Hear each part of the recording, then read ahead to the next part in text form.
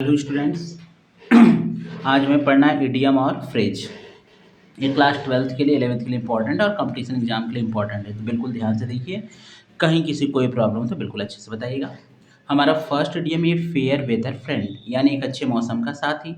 ठीक है, यानी कंपेनियन ऑफ गुड टाइम्स। देखिए, ऐसे हमारे दोस्त जो हमारे अच्छे टाइम में हमारे साथ हो बट हमारे बुरे समय में साथ छोड़ देते, वैसे फ्रेंड को हम क्या बोलते हैं? ये फेयर वेदर फ्रेंड, यानी कंपेनियन ऑफ गुड टाइम्स।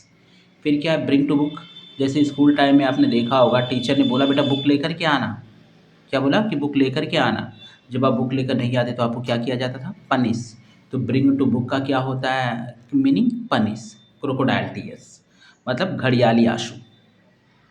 इसको क्या बोलते हैं? टू प्रोटेंड टू बी सैड, मतलब दुखी होने का बहाना बनाना। जैसे आप लोगों ने देखा होगा, जैसे किसी लड़की की विदाई हो रही है, उसके साथ में बाकी जो लोग रहते हैं, मतलब इनको रोना नहीं भी आता, वो क्या करते हैं? क्रोकोडाइल टीयर्स करते हैं, मतलब to pretend to be sad, दुखी होने का बहाना बनाते हैं। An apple of one eye, एक आँख का सेव होना।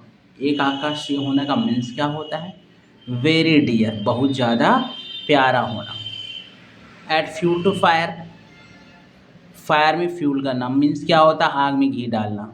To make the matter the worse, मतलब मैटर को और ज़्यादा ख़राब करना। कभी आपने देखा होगा कि दो फ्रेंड्स क्या कर रहे हैं, आपस में झगड़ा कर रहे हैं, उसमें कोई दूसरा दोस्त आता है वो और झगड़े को बढ़ा देता है, तो इसका मीन्स क्या होगा? Add fuel to fire. At hand होना, एट हैंड का मीन्स क्या होता है?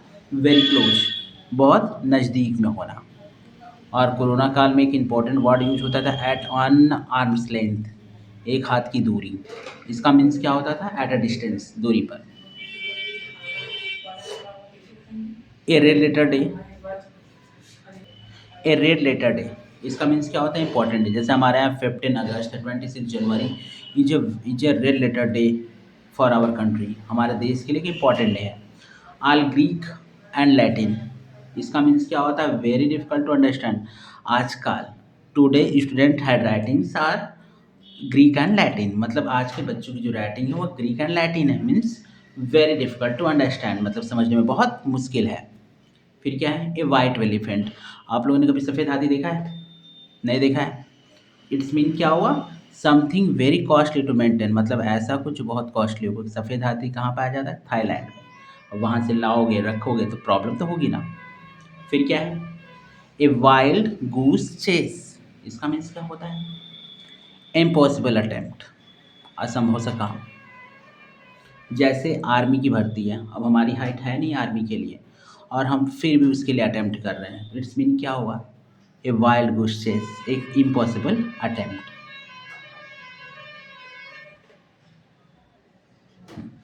ए फूल्स पैराडाइज, मूर्खों का स्वर्ग। क्या है? यूटोपिया, जहाँ पे सारे स्टूपिड लोग हैं।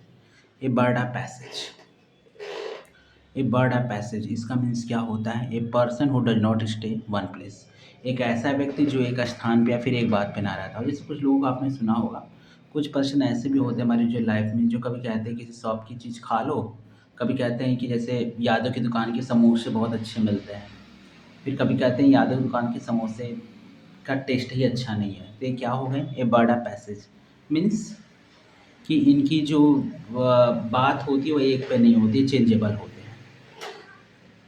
एक कैट एंड डॉग लाइफ, एक बिल्ली और कुत्ते का जीवन, मीन्स क्या हो? वरीड लाइफ, चिंता से भरा हुआ जीवन। जैसे